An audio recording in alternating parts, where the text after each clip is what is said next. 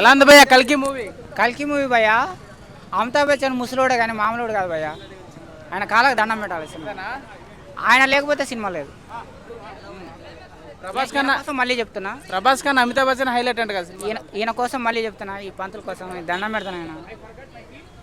కల్కి సినిమా, ఇందులో అమితాబ్ బచ్చన్ గారు ఉన్నారు. ముసలోడే కానీ మోహన్ బాబుడు మంచి కళాకారుడు. ఆయన లేకపోతే ఈ సినిమా లేదు. ఆయన కాళ్ళకు మాత్రం ఈ సినిమాలో దండం పెడుతున్నా. ఆయన మన హీరో కాదు, మన తెలుగుడు కాదు, మన కథ కాదు, మన కారకాన్ని కాదు, చాలా బ్రహ్మాండంగా. కానీ కమల్ హాసన్ గారు ఉన్నారు. ఆయన క్యారెక్టర్ నాకు ఇంకా క్లారిటీ లేదు. స్టోరీ ఉన్నది, కురుక్షేత్రమా మహాభారతమా కలియుగం అనేది కూడా ఇంకా నాకు క్లారిటీ రాలేదు.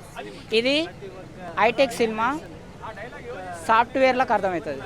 సాఫ్ట్వేర్ ఎంప్లాయీస్ చూస్తే ఈ బుజ్జిని చూసి బజ్జిని తయారు చేస్తారు.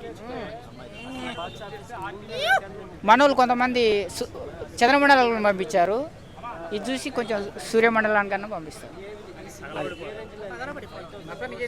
నాన్ వేసిన ఏదో రాసుకున్నావు. ఇది నేను బిగ్ బాస్ పోవాలని ట్రై చేస్తున్నా. Bigg Boss season 8 RGV Sudigali Sudheer నాన్ వేసిన నాట కింద పనికిరారు. నన్ను బిగ్ బాస్ సీజన్ 8 పంపించండి భయ అని రిక్వెస్ట్ చేస్తున్నాను.